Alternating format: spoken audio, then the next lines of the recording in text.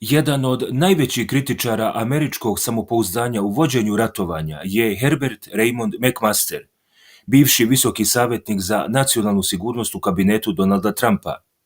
Nekoliko puta odlikovan je zbog učestvovanja u brojnim američkim vojnim operacijama, a zbog odličnog vođenja jedinica tokom Prvog zalivskog rata protiv Iraka, neko je vrijeme i podučavao na američkim vojnim školama. Često je predavao studentima o operacijama u kojima je ili direktno učestvovao ili je čak i predvodio neke operacije. Nama je najzanimljiviji jedan pomalo opskurni esej koji je napisao dok je predavao u Centru za strateško liderstvo. U pukotinama u temeljima, kako je naziv tog eseja, ozbiljno se uhvatio u koštac sa nedostacima američkih procjena neprijateljskih snaga i dosta značajnim obavještajnim propustima. Dobar deo tog rada odnosi se upravo na problematiku bombardovanja na Kosovu. Tokom svog akademskog rada McMaster je bio jedan od vodećih futurista, analitičara zaduženih za projekciju tokova ratovanja i tehnološkog napretka, kao i međusobnog odnosa tehnologije i stanja na bojnom polju. U poglavlju Teorija ispred prakse, McMaster dosta ozbiljno zaključuje da sve što je naučeno u američkim ratovima u Iraku, zatim vojnim operacijama u Somaliji, te u operaciji Namerna sila protiv snaga bosanskih Srba u jesen 1995. ništa nije primenjeno u kasnim vojnim akcijama. Američka vojska je praktično samljala iračke vojne snage. U Somaliji su imali daleko nadmoćni arsenal i zračne mogućnosti, a tokom napada na snage Ratka Mladića, američko ratno vazduhoplovstvo bilo je na vrhuncu. Balkan je postao svojevrsni testni poligon za strategiju temeljenu na naprednoj američkoj vojnoj tehnologiji, napisao je McMaster u tom svom eseju. Operaciju Namerna sila iskoristio je kao primjer vrhunske saradnje nadmoćnih vazdušnih snaga koje su mogle vidjeti bilo kakve veće formacije bosanskih Srba i uništiti ih prije nego što su mogle da pruže ozbiljni otpor napretku združene hrvatsko-bosanske ofanzive. Tad su iskorišćene američke vazdušne mogućnosti, i to ne samo ofanzivna nadmoć ratnog vazduhoplovstva, nego i vrhunske izviđačke sposobnosti špijunskih aviona. Istovremeno je sprovedena uspešna koordinacija sa snagama na terenu, koje su znale tačno gde i kada će američki avioni napasti srpske snage, i vojska na bojištu mogla je da udari svom snagom na oslabljene položaje Mladićevih snaga.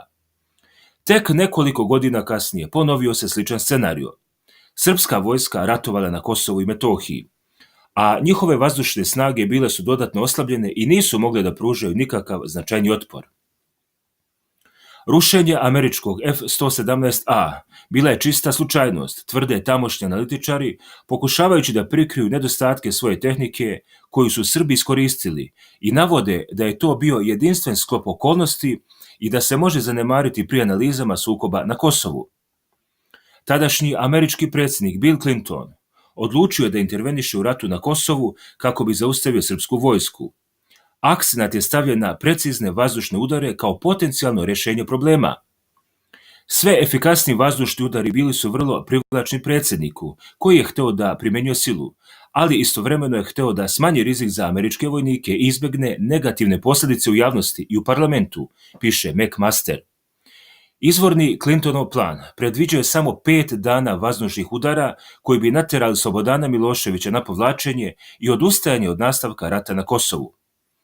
Postojalo je veliko samopouzdanje u ishod rata. Jugoslavija je bila slaba država koja nije mogla zapretiti NATO bazama ili komunikacijskim kanalima, piše McMaster, ali i upozorava da samopouzdanje ne vodi do pobede čak ni kada je rat pri kraju. Američki sateliti svemira i bespilotne letjelice iz vazduha pratile su srpske snage, ali loše vrijeme, oblaci i planinski teren značajno su smanjili informacijsku nadmoć na koju su se navikli Ameri. Osim toga, McMaster kaže da čak ni 4 godine brojnih razgovora sa Miloševićem nakon završetka rata i rata u Hrvatskoj, Bosni i Hercegovini nisu dovele do toga da američki obavještajci mogu da predvide Miloševićeve odluke i vojne poteze. Milošević je predvideo NATO-ve poteze i uspešno im se suprotstavio. Samo nekoliko nedelja pre početka vazdušnih napada, Milošević je povukao vojsku na granicu sa Kosovom. Kada su vazdušni udari počeli, iste te trupe Albanci su pogurali prema makedonskoj i albanskoj granici. NATO je bio potpuno iznenađen.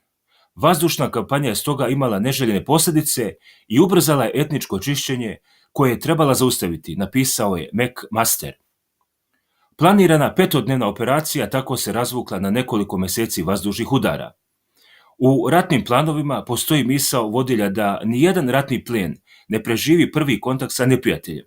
McMaster je otvoreno rekao da je nedostatak fleksibilnosti bio jedan od ključnih nedostataka NATO-ve kampanje na Kosovu. Sposobnost Srba da dođu do ozbiljnih obavještajnih podataka o savezničkim operacijama uprkos tehnološkoj inferiornosti dovodi u pitanje sposobnosti informacijske superiornosti čak i protiv neprijatelja sa tek osnovnim sposobnostima, napisao je McMaster, referišući se na činjenicu da je u to vrijeme u američkoj vojsci vladao uvriježeni stav da je boljim informacijama moguće oduzeti neprijatelju inicijativu i teritoriju. Srbi bi evakuisali određene mete čim bi se našla na popisu za napade. Verovatno je jugoslovenska vlada imala špijune u samom središtu NATO-a, a špijuni ispred vazdušne baze Aviano u Italiji redovno su javljali kad avioni kreću u vojne misije, pisao je tadašnji visoki Trumpov savjetnik. Kasnije se ispostavilo da je bio potpuno u pravu zato što je otkriveno da je Pierre-Henri Binel, francuski oficir u vojnom središtu NATO u Briselu, odavao Srbima predviđene mete i davao čak neke druge osjetljive dokumente.